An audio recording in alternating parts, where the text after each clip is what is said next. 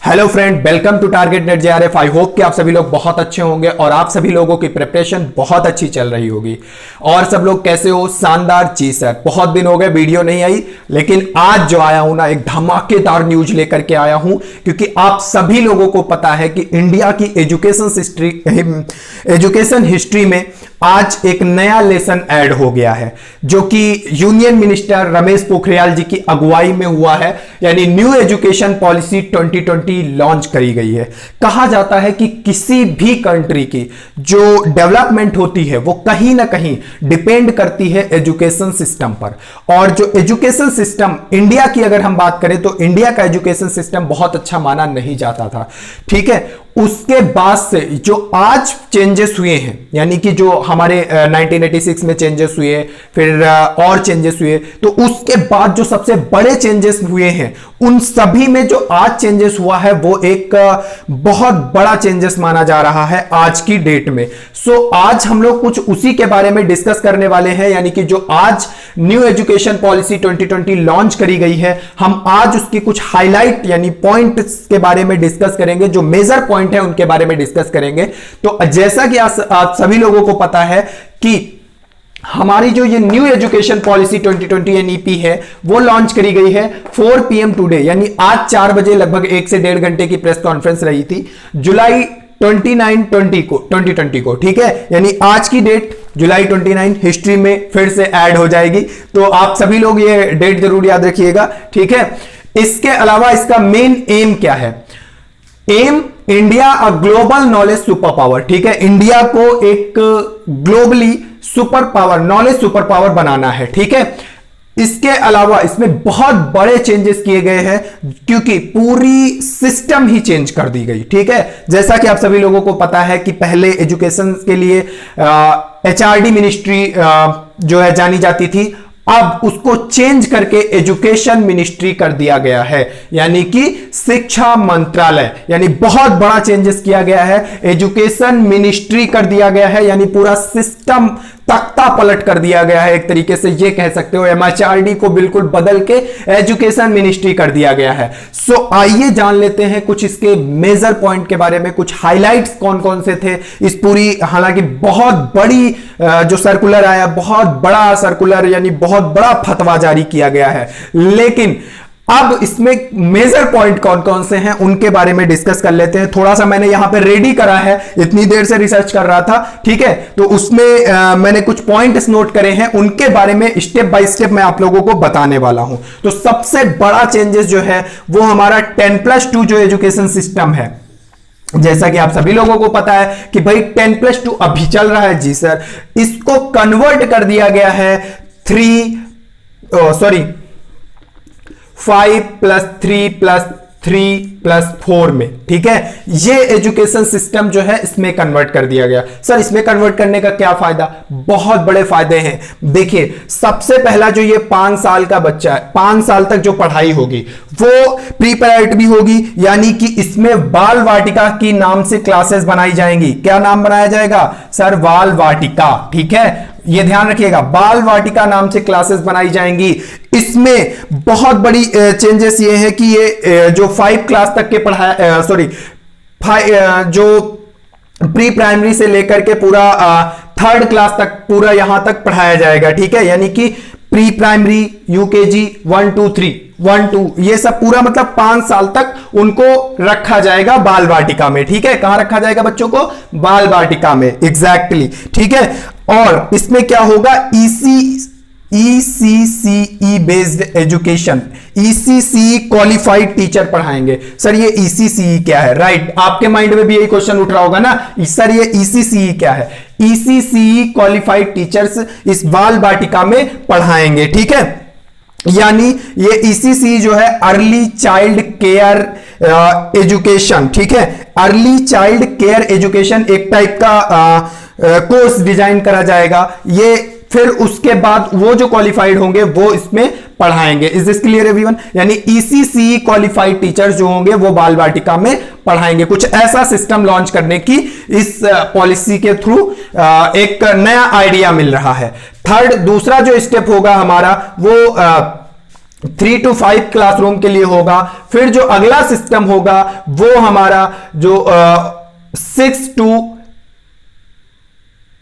9 8 के लिए होगा, ठीक है। 6 7 and 8 जो ये 3 साल होंगे वो 6 7 8 के लिए होंगे, ठीक है। और अगला सिस्टम 9 to 12 के लिए होगा, ठीक है। अब इसमें समझते हैं क्या है, इसमें क्या है।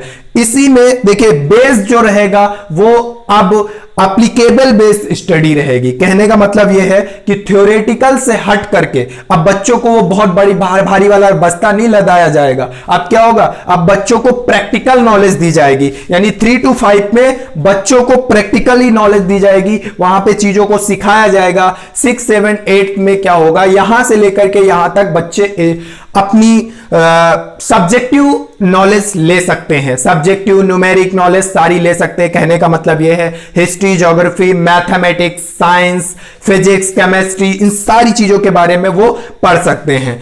इसके बाद फिर 9 to 12 में जो हमारा स्ट्रीम चलता था ना, स्ट्रीम वाला जो कि बच्चा माना जाता था कि अगर साइंस से पढ़ा है तो वो बहुत अच्छा है, और कॉमर्स से पढ़ा है तो मॉडरेट ठीक ठाक है, और अगर आर्ट से पढ़ा है तो फिर हमारे इंडिया में आर्ट वालों की रिस्पेक्ट नहीं करी जाती है, जबकि उनको पता होना चाहिए कि आर्ट वाले ही डीएम बनते हैं, आईएएस वगैरह जो बनते हैं, ठीक है।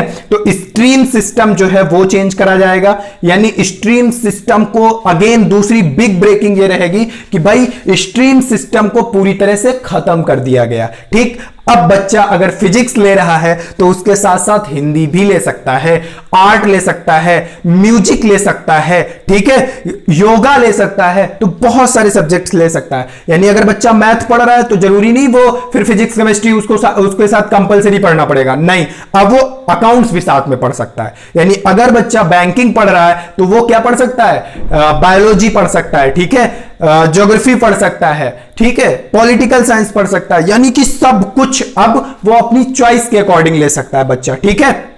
Is this clear? तो ये एक बहुत बड़ा मेजर पॉइंट रहा है।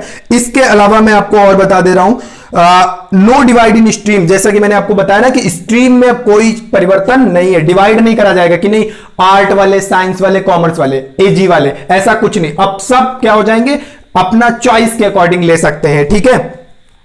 इसके अलावा basic literacy and numeracy for children age between 6 to 9 year, यानी कि ये जो बेसिक न्यूमरेसी एंड लिटरेसी, ठीक है, यानी कहने का मतलब ये है कि बच्चा लिखना पढ़ना सीख जाए, काउंटिंग सीख जाए, वो किस एज में होगा, 6 to 9 ईयर, यानी कि 3 to 5 वाली क्लास में ये सारी चीजें यहां तक कंप्लीट उनको सिखाई जाएंगी। इसके अलावा कोडिंग फ्रॉम क्लास 6, बहुत बड़ी बात है कि भाई आज की जो न्यू जनरेशन आने वाली है वो अब कोडिंग पे डिपेंड होगी। किस पे होगी सर, कोडिंग पे डिपेंड करेगी, ठीक है। किस पे डिपेंड करेगी, कोडिंग पे डिपेंड करेगी, ठीक है। तो कोडिंग बहुत ज्यादा जरूरी है, तो 6 से ही ये स्टार्ट कर दिया जाएगा, 6 to 9 क्लास तक कोडिंग का भी कॉन्सेप्ट जो है वो अप्लाई करा जाएगा।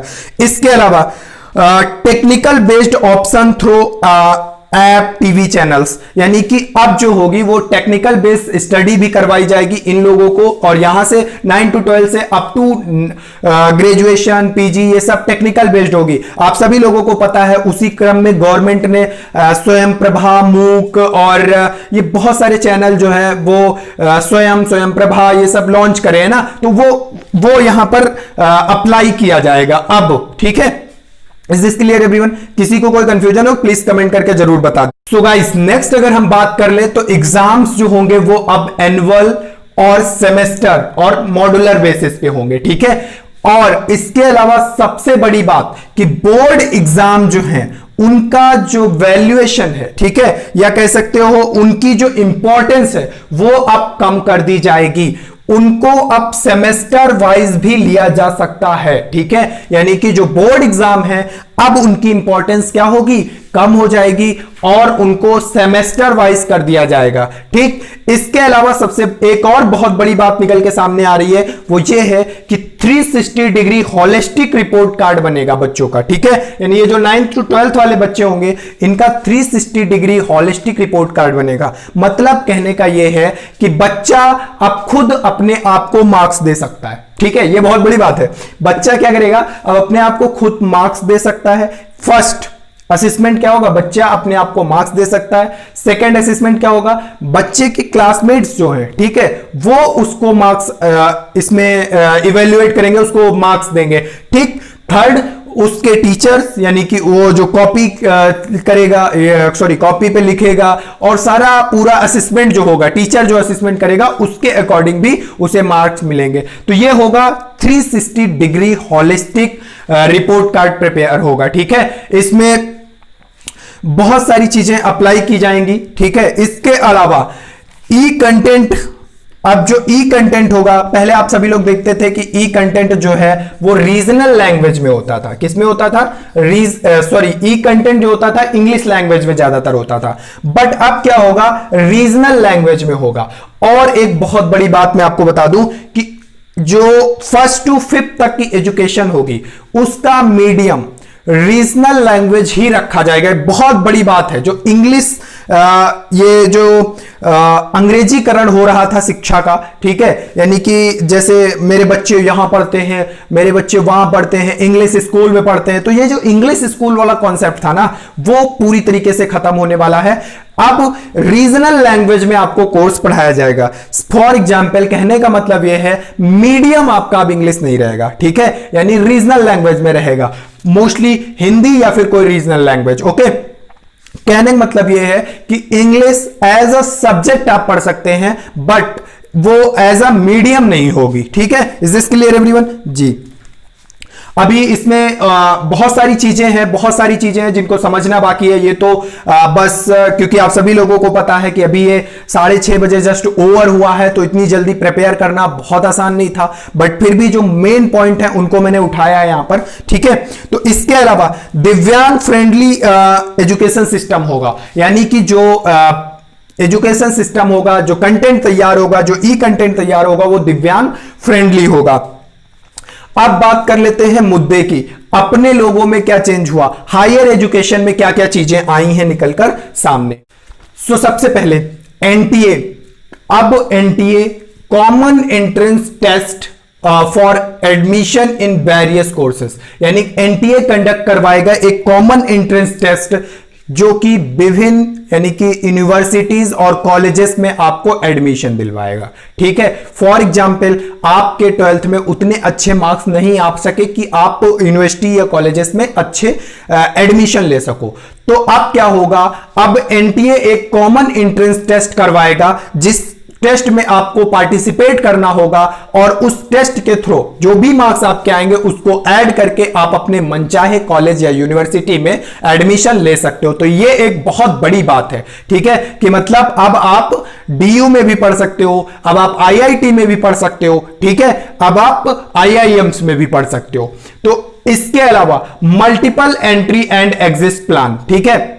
कहने का मतलब यह है, मल्टीपल एंट्री एंड एग्जिट का मतलब यह हुआ कि भाई आप कितनी भी बार उस कोर्स में जा सकते हो और वहां से निकल सकते हो। सर ये क्या हुआ, इसका क्या मतलब है? अच्छा समझो, देखो फॉर एग्जांपल जो कोर्स होंगे, डिग्री कोर्सेस हैं, उनको 3 to 4 ईयर में डिवाइड करा गया है, ठीक है, 3 से 4 साल में डिवाइड करा गया। फॉर एग्जांपल आपने क्या किया, फर्स्ट ईयर में एडमिशन लिया और फर्स्ट ईयर आपने पढ़ा, ठीक है, पहला साल आपने पढ़ाई करी, ठीक, उसके बाद आप आगे कंटिन्यू नहीं कर पा रहे वो कोर्स, तो आपको एक सर्टिफिकेट प्रोवाइड करवा दिया जाएगा, ठीक है, क्या किया जाएगा, आपको सर्टिफिकेट प्रोवाइड करवा दिया जाएगा, ठीक। लेकिन आगे चल के आप फिर से सेकेंड ईयर में एडमिशन लेना चाहते हो, तो फिर आप सेकेंड ईयर अगर कंप्लीट करके छोड़ते हो तो आपको कुछ डिप्लोमा को प्रोवाइड करवा दिया जाएगा। थर्ड ईयर अगर आप कंप्लीट करके छोड़ते हो तो आपको डिग्री प्रोवाइड करवा दी जाएगी, और फोर्थ ईयर अगर आप कंप्लीट करके कंप्लीट करते हो पूरा, ठीक है, तो आपको डिग्री विथ रिसर्च आपको प्रोवाइड करवाया जाएगा, ठीक है। तो ये होगा multiple entry and exit plan. यहां भी 10+2 की तरह स्ट्रीम सिस्टम पूरी तरीके से हटा दिया गया है। स्ट्रीम सिस्टम कहने का मतलब ये साइंस, आर्ट, कॉमर्स, ये सब कुछ नहीं होगा। अब क्या होगा, अब आप अपने चॉइस के अकॉर्डिंग कोई भी सब्जेक्ट ले सकते हो। साइंस के साथ आप ह्यूमैनिटीज वाले सब्जेक्ट भी पढ़ सकते हो, ह्यूमैनिटीज के साथ आप आर्ट वाले भी सब्जेक्ट पढ़ सकते हो, और सॉरी हाँ, ह्यूमैनिटीज के साथ आप कॉमर्स वाले भी सब्जेक्ट अटेंड कर सकते हो। ठीक, इसके अलावा एक academic bank to store credit, ठीक है, इसके अलावा एक एकेडमिक बैंक बनाया जाएगा टू क्रेडिट स्टोर करने के लिए, यानी हर एक बच्चे का डेटा अब ऑनलाइन होगा। ठीक है, और एक एकेडमिक बैंक होगा। जैसे आपने क्या किया, फर्स्ट ईयर आपने अटेंड करा, ठीक, कॉलेज फर्स्ट ईयर आप अटेंड करी और फिर उसके बाद किन्हीं कारणों के बस आप कॉलेज छोड़ दे रहे हो, यानी पढ़ाई आगे कंटिन्यू नहीं कर रहे हो, तो आप अपना जो क्रेडिट अभी तक जो आपको मिला फर्स्ट ईयर तक, उनको आप इस बैंक में स्टोर करवा सकते हो, जस्ट लाइक डिजी लॉकर। ठीक है, तो आप वहां से स्टोर करा सकते हो। फिर उसके बाद जब भी आप आगे की पढ़ाई कंटिन्यू करोगे तो ये क्रेडिट रिडीम्ड करवा सकते हो। ठीक है, तो ये बहुत अच्छा सिस्टम है आने वाले टाइम के लिए। इसके अलावा मैं आपको बता दूं कि भाई जो भी कॉलेजेस हैं, यानी जैसे आईआईटी, आईआईएम्स, ठीक है, जो स्पेसिफिक कॉलेज हैं, ठीक, मेडिकल के लिए,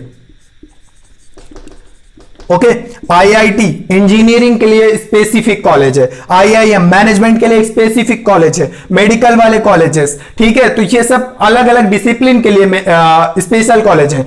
अब इनके साथ साथ में जैसे आईआईटी में इंजीनियरिंग होती है, तो वहां पर भी अब ह्यूमैनिटीज के सब्जेक्ट्स आपको मिलेंगे, यानी ये मल्टी डिसिप्लिनरी होंगे, सिर्फ एक डिसिप्लिन से काम इनका नहीं चलेगा। कहने का मतलब अब यहां आईआईटी से अगर कोई बंदा पढ़ के आ रहा है तो इसका मतलब ये नहीं कि वो बीटेक ही करके आएगा। अब क्या होगा, हो सकता है उसने ह्यूमैनिटीज पढ़ी हो सकता है उसने मैनेजमेंट पढ़ा हो सकता है उसने कॉमर्स भी पढ़ा हो। ठीक है, तो ये वो यहां पर भी अप्लाई होगा, सेम आईआईएम और मेडिकल कॉलेजेस में भी अप्लाई होगा। ठीक है, इसके अलावा 100 टॉप फॉरेन यूनिवर्सिटीज अब इंडिया में सेटअप होंगी। मतलब आप लोग चाहते थे ना कि भाई फॉरेन जाए, अब फॉरेन नहीं, फॉरेन वाली यूनिवर्सिटीज यहां पर आ जाएंगी। ठीक है, यानी 100 यूनिवर्सिटीज जो है यहां पर सेटअप करी जाएंगी। Okay, is this clear everyone? जी सर। और सबसे बड़ा मुद्दा उठता था, बार बार उठता था, चाहे वो नर्सरी क्लास हो, चाहे वो 5th हो, 8th हो, 9th हो, 12th हो, ग्रेजुएशन हो, पीजी हो, कुछ भी हो। ठीक है, उसमें ये उठता था फी वाला मुद्दा, है ना, फी वाला, कि भाई फी ज्यादा है यहाँ की, ये है वो है, parent teacher association and other association, school college association, इस चीज को लेकर बहुत आपस में झगड़ा होता था। तो इसको अब क्या कर दिया जाएगा, इसको रेगुलेट किया जाएगा। ठीक है, इसको क्या किया जाएगा, रेगुलेट करा जाएगा, और अब फी एक निर्धारित फीस होगी उस कोर्स के लिए, और वो कोर्स आप उतनी ही फीस से करोगे, चाहे आप कहीं भी किसी भी यूनिवर्सिटी में करो या कॉलेज में करो। ठीक है, सो फ्रेंड्स, अभी तक के लिए फिलहाल तो इतनी इंफॉर्मेशन मिली है, और अभी रिसर्च बहुत सारी बाकी है, क्योंकि ये जो एजुकेशन पॉलिसी आई है इसमें बहुत चीजें हैं, बहुत सारे बदलाव हुए हैं।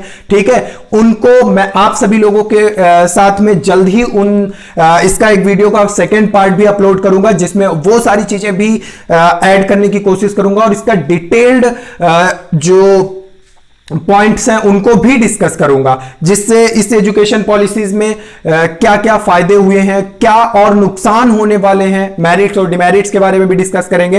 तो तब तक के लिए आप सभी लोगों को ये वीडियो कैसी लगी उसको जरूर बताइए, और अपने फ्रेंड्स के साथ शेयर जरूर करिए, ज्यादा से ज्यादा शेयर करिए, सो दैट कि फिर मैं इसका